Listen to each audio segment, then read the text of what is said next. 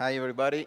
I'm very thrilled to be here. Only 6 months since the last time, and I'm really glad that this starts looking like a regular appointment for me because it's always a great pleasure. I'm here to kickstart this discussion by doing one of my favorite things, that is presenting some data.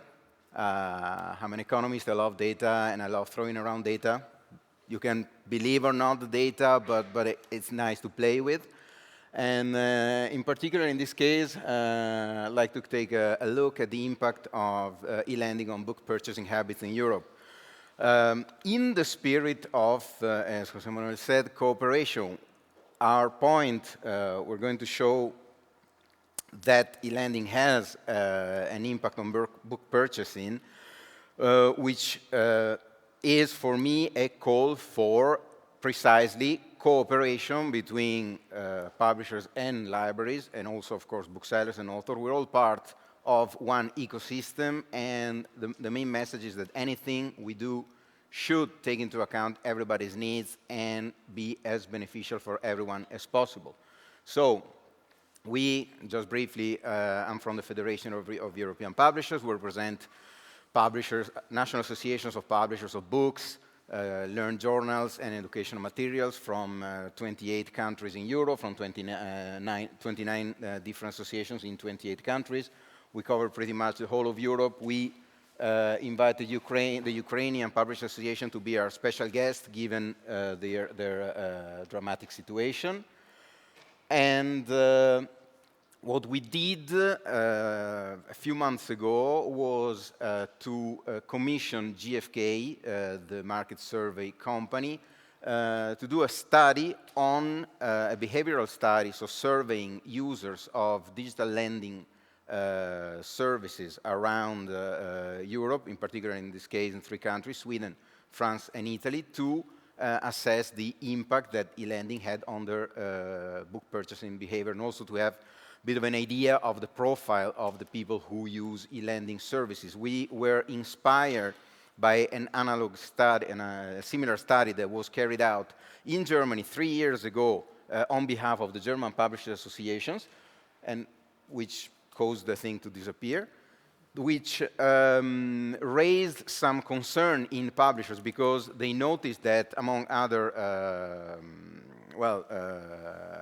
findings, that there was a clear negative impact from the use of e-lending on book sales. So we wonder whether this was the case also in other countries, and we selected these countries where they have more or less some sort of tradition, more or less recent, more or less deep, on e-lending. So I'll give you a few really data points on what the main findings of this study were, and then I will add from the supply side what we have been able to collect about the e-book sales and e-book accesses through libraries, again in the last few years, in those and a few more countries.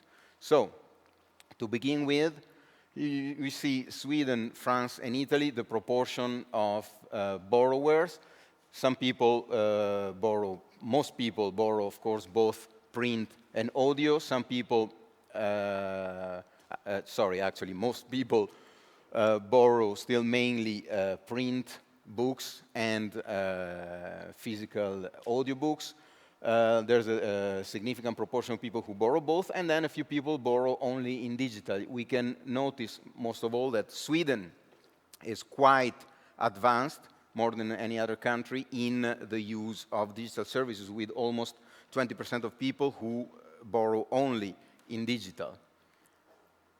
Then, the profile of digital borrowers.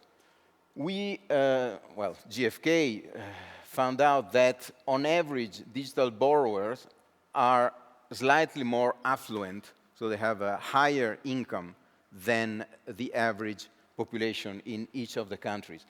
Another interesting thing that you can see if you like playing around with figures, that is obviously in Sweden a lot more people earn more than 4,000 euro per month than in France or Italy, where most people can dream about earning more than 4,000 per month. That's sort of a side effect of our findings.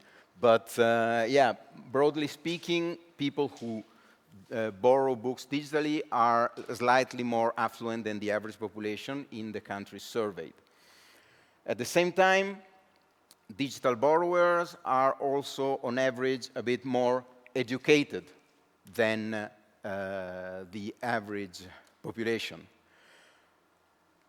Then, very interesting and also good to see, users in all the 3 countries surveyed are very satisfied with the existing e-lending opportunities. More than 70% of users in Sweden, more than 80%, around 80% in France, and clearly more than 80% in Italy. And by the way, the remaining are not dissatisfied. The majority of the remainings are neither satisfied nor dissatisfied. So the existing models for the users, for the time being, are very satisfying, both in terms of the selection of titles and of how up-to-date the catalog is, which is comforting because it means that more or less we're getting things right.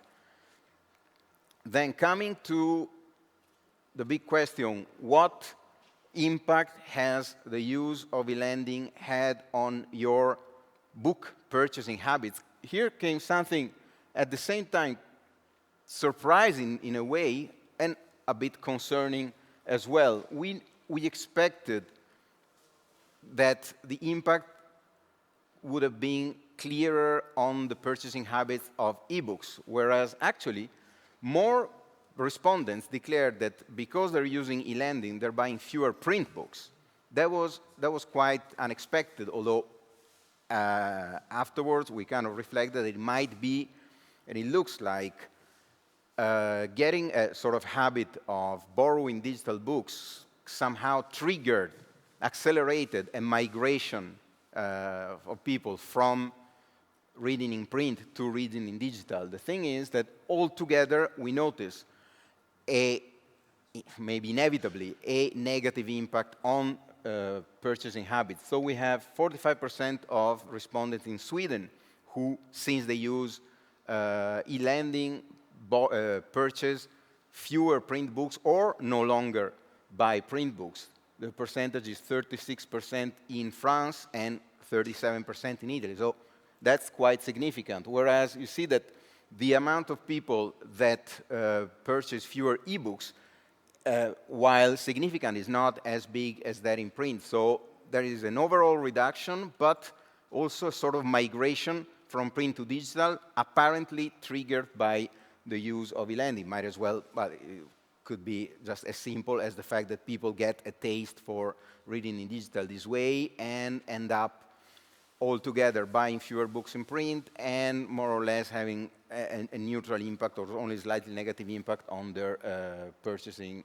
habits with ebooks. Then, interesting to notice, but for you it's below the armchair, is that in Sweden, 16% of respondents say that they never actually bought ebooks, 13% in Italy, in France, and only 3% in Italy. It could well be that in Sweden, e-lending started so early that some people never felt the need to actually buy ebooks because library services were very good and present since the very beginning.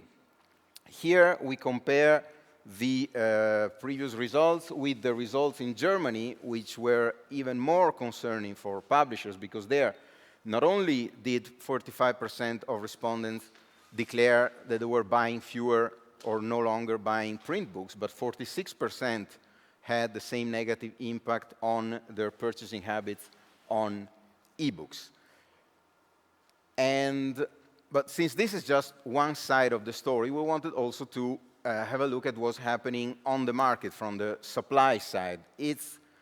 By now you will all know it, you've heard it a million times. It's not easy to get information on the ebook market anywhere, and don't believe anyone who tells you the contrary, unless they have a very narrow, specific view on a certain situation. We did what we could, and this is the result. For example, 2017 to 2020, here you see ebook sales in blue, because again, the legend is behind the armchair. So in blue, you see the sales In red, you see loans. There's an obvious COVID effect in 2020. Another thing that we see is that where sales were pretty much flat until there was a small hitch in 2020, plus 13%, loans have been constantly on the rise, and COVID kicked a jump of 44%. So in the last 3 years, sales have increased, well, in the 3 years up to 2020, sales were up 16%, but loans were up 75%. In France, we have very detailed information on a lower scale, but loans were up 80% in 2020. Again, COVID effect. And I can no longer use the term as an excuse now, thanks. And, but the same year, turnover was up only 16%. In Italy, on the one hand, you see the proportion of loans is still relatively small compared to sales, but the dynamics are completely the opposite. That's shocking, I know. So sales going a bit up and down, but with a downward trend in the last 4 years. But loans, apart from 2021, clearly going up with an amazing result in 2020, plus 106%, so that in the last 4 years, sales have been down almost 30%, whereas loans, digital loans, have been up more than 200%. And finally, a snapshot of the German situation last year, where accesses to e-books through loans represent 45% of all e-books read by people, or at least accessed by people in the country. So we're talking about units. But at the same time, they represent only 6% of publishers' turnover from the sales of e-books, which is a reason that has German publishers, to some extent, I would say, concerned. And this is also a very good segue, because Christian Schumacher-Gebler will now dig deeper into the German situation, how it all started, and what German publishers and authors are doing, as I said before, to stimulate cooperation and make it so that these kind of services are actually beneficial for everyone. So with this, I'm done playing with data. I hope you enjoyed it, or at least as much as I do, and thanks for your attention.